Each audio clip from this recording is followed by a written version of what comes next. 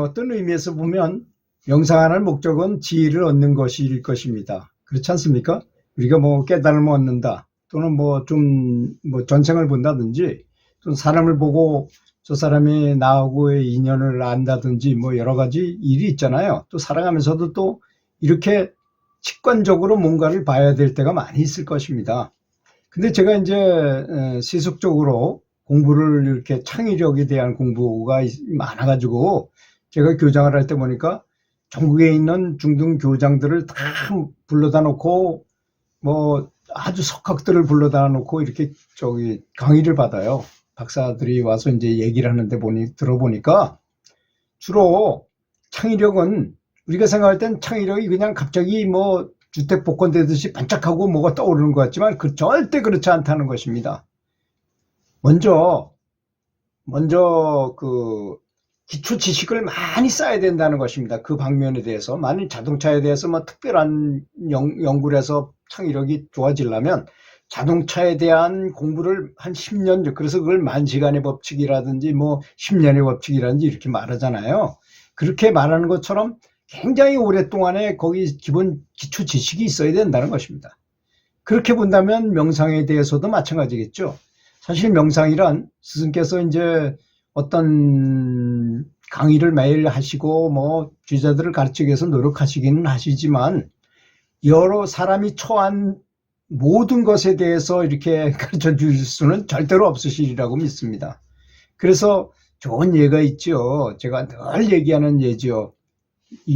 미군의 미 해병대 두 개 중대를 하나는 매뉴얼을 아주 정확하게 가르쳐 줘가지고 어느 때는 어떻게 하고 어떤 장면이 나타나면 어떻게 하고 그 부분에 가서는 어떻게 행동하라 이런 걸 매뉴얼을 주고서 해라는 중대하고 한쪽 중대는 대략 지도만 가르쳐 주고 장비 이런 것만 재원을 얘기하고 위치가 어디쯤이라는 것만 얘기해 주고 너네들이 알아서 창의적으로 전투에 임해봐라 그랬더니 두 번째 있는 그 창의적으로 자기가 알아서 자기 주도적으로 한 사람들이 훨씬 더 전투를 잘했다고 이렇게 평가를 하는 거와 마찬가지라고 생각합니다. 우리도 마찬가지죠.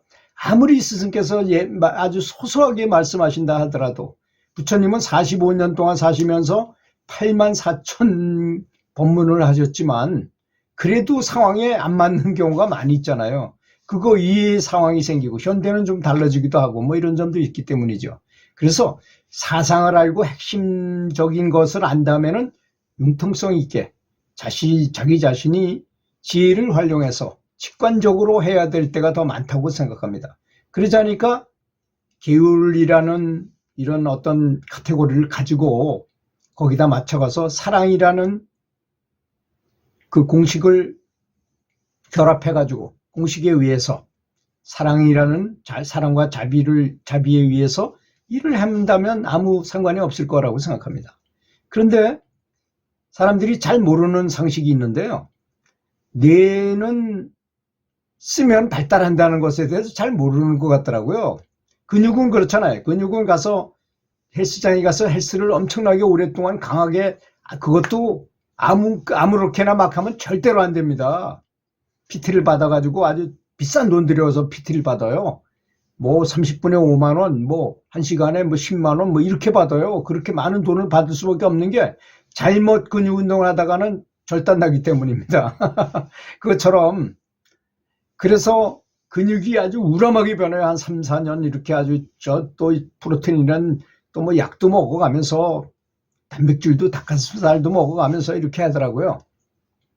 그렇게 하면 전혀 다른 사람보다 아주 우람한 근육을 갖게 되는 거죠.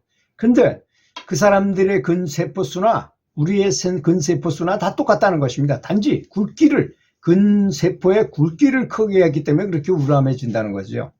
그런 것처럼 사람 누구나 다 불성이 있고 지혜를 가질 만한 이 완전히 그 모든 환경은 다 마련된 것입니다. 사람이라면.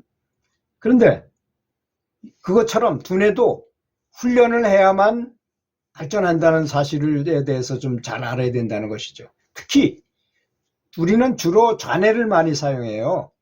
근데 명상이나 이런 직관력이나 지혜 같은 건 다 우측 뇌에서 다 나오는 것이잖아요. 아시다시피.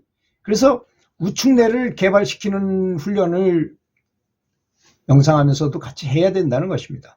그래서 우뇌는 어린 시절에 그 자란 환경이 굉장히 중요하다 그래요.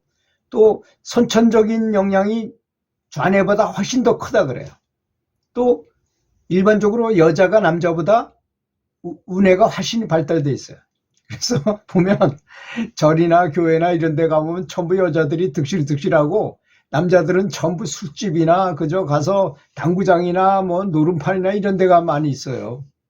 그만큼 우뇌가 발달해서 그런 거죠. 그거는 감성적이고 또 감수성도 많고 그렇기 때문에 우뇌 쪽에 더 활발하기 때문에 그런 현상이 일어난다는 것이죠. 우뇌를 이제 훈련하자면 몇 가지 쉽게 할 수 있는 것은 자기가 좋아하는 운동 있잖아요. 운동을 이제 하라는 것입니다. 특히 이 네트를 치고 하는 경기 같은 게 좋은 것 같아요. 배구는 뭐 혼자 할 수 없으니까 탁구를 한다거나 배드민턴을 한다거나 테니스를 한다거나. 근데 이게 나이 들어서 배드민턴, 테니스 같은 건 좀 어려워요. 그래서 탁구가 좋다고 저는 생각해요. 왜 그러냐? 탁구를 치려면 공이 오는 것을 봐야 되고 눈으로 공을 보고 몸을 움직이는 것은 굉장히 협응력, 뇌와 사람의 몸과의 협응력을 기르는 거기 때문에요. 지혜를 굉장히 발달시킵니다. 그래서 운동을 잘하는 사람들하고 대화해보면 굉장히 똑똑해요. 사람들이 다른 사람의 약점이 뭔지 나의 장점이 뭔지 다 알고 이렇게 게임하거든요. 전술 전략이 많이 들어가기 때문에 그런 것이죠. 그래서 그런 운동을 하는 것이 굉장히 바람직하고, 두 번째는 평소 좋아하는 음악을 듣거나 내가 노래 부르거나 연주하거나 뭐 기타 연주를 한다거나 피아노 연주한다거나 뭐 이런 바이올린을 한다거나 이런 연주를 직접 하는 것입니다. 그런 것이 직관적인 직관을 발달시킬 수 있는 방법이라 그래요. 그리고 항상 새롭고 어려운 거, 뭐 영어를 못하는데 프랑스어를 못하는데 한번 배워본다든지 이런 것들. 그 2개 국어를 하게 되면 굉장히 뇌가 좋아진다 그래요. 저는 그런 걸 한 번도 시도해 본 적이 없지만 그 좀 답답함을 느끼겠더라고요. 외국인들하고 같이 이렇게 모여서 살 때 영어를 모르면 굉장히 불편한 점이 많다는 거. 그 한번 해보고 싶은 생각은 드는데 아직 한 번도 제대로 해본 적은 없습니다. 기존 틀에서 벗어난 창의적인 생각을 해야 하는 것. 그죠? 많이 역발상을 한다거나 또는 뭐 반을 잘라가지고 본다거나 결합해가지고 본다거나 작게 만들어 본다거나 크게 만들어 본다거나 여러 가지 이렇게 창의적인 생각, 기존에 누구나 다 갖고 있는 그런 틀을 벗어나서 한번 생각해 보는 거죠. 그런 생각을 계속하면은 이 지혜가 직관력이 좋아진다는 것입니다. 또 새로운 친구를 한번 사귀어가지고 그 친구랑 같이 이렇게 같이 대화도 하고 뭐 이런 게 바로 우측뇌의 소관이기 때문에 그렇다는 거죠. 또 적극적이고 진취적으로 생활하는 것, 아주 적극적으로 긍정적으로 생각하고 아주 뭐든지 적극적으로 나서서 아주 진취적인 활동을 한다는 것입니다. 또 아름다운 음악이나 감동적인 시를 듣고 미술품을 감상하고 예술 작품을 통해서 아주 깊은 감동을 느끼는 것. 그래서 감동의 눈물이 쭉 흐를 정도면 아주 굉장히 많은 영감을 얻게 되죠. 또 상상의 나래를 펴서 내가 태초에 살던 그 천국 있잖아요. 고향, 우리의 본향, 원래의 고향. 그 아름다운 전경이 어떻게 생겼는지를 한번 상상해 보는 거예요. 상상의 나래를 펴는 거야. 그 어떤 사람이 그 영체 이탈을 해가지고 그 천국에 갔던 거를 이렇게 얘기하는 내용을 잘 이렇게 떠올리면서 그 풍광을 이렇게 뭐 저 고개 넘어 있는 것도 막 보인대요. 이렇게 천국에서는 끌어당겨서 이렇게 줌해가지고 보는 것처럼. 그리고 그 뒤에 가면 뭐가 있었는지 그 전에 내가 거기서 살던 기억이 나고 거기서 뭘 하고 뭐 이런 것도 다 기억이 난다 그래요. 거기 가면은 그런 것들. 그 다음에 눈을 감고 목욕을 하는 거죠. 눈을 감고 내 몸을 쫙 닦으면서 이렇게 샤워도 해보고, 그 다음에 상대방이 무슨 생각을 하는지 의도를 한번 생각하는 거죠. 표정을 보고 의도 생각해 본다거나 말하는 뉘앙스에서 무엇을 또 눈치를 딱 채는 거죠. 눈치 기르기 같은 것을 훈련하는 것이죠. 그런 것들이 운에 쪽에 해당하는 그런 분야라는 것입니다. 그다음에 이게 살면서 이제 이건지 저건지 잘 모를 때 있잖아요. 의사 결정을 해야 될 때, 뭔지 해야 될 때, 그때 직관이 아주 굉장히 커다란 역할을 하는 경우가 많은 것입니다. 그래서 잘 안 될 것 같으면 머리가 아프고, 잘 될 것 같으면 기분이 좋고, 이런 느낌 같은 거, 이런 걸 잘 살리는 것이 굉장히 바람직합니다. 그래서 저 일을 해서는 안 되는지 되는지를 딱 느끼고 뭐 이런 것이 굉장히 중요하죠.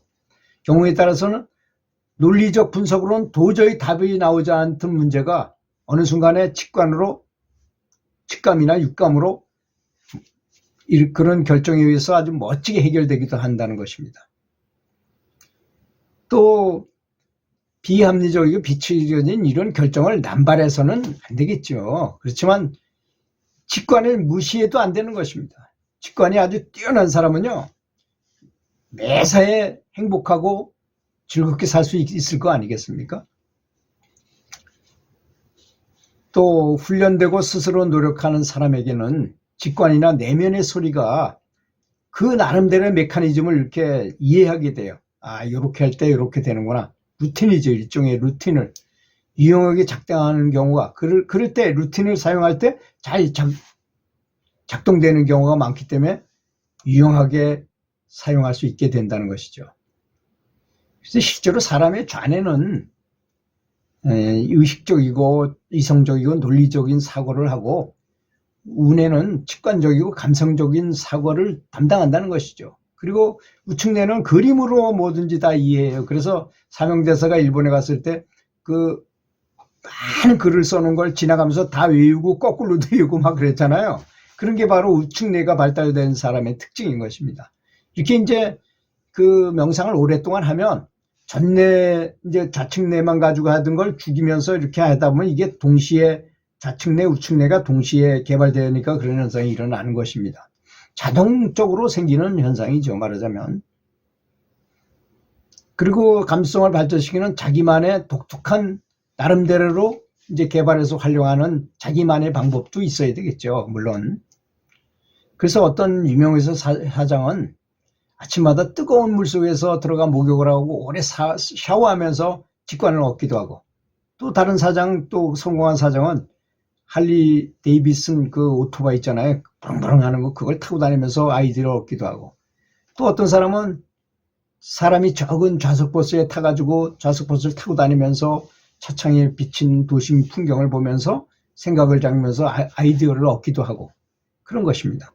이렇게 주기적으로 이렇게 한다면 하여튼 구하면 얻게 되는 거기 때문에 열심히 구해야만 직관력이 많이 올라가리라고 생각합니다. 들어주셔서 감사합니다.